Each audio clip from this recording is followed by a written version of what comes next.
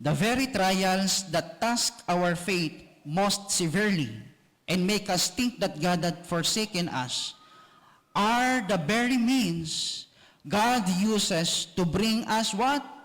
Away ba? Palayo? Hindi. Closer to Him. Ayun po yung Sabbath School lesson natin kanina mga kapatid. By constant beholding, we become changed. Spiritual things are spiritually discerned. If we immerse ourselves sa pag-aaral ng salita ng Diyos at pananalangin, makikita ito sa ating buhay at paglilingkod, sa ating pananalita, sa ating gawa, sa ating pamumuhay.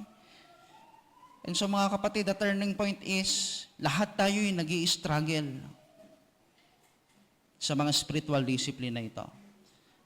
Pero sabi nga, this day with God, isang devotional ito, page 124, pakinggan po ninyo, do not run away from the hard places.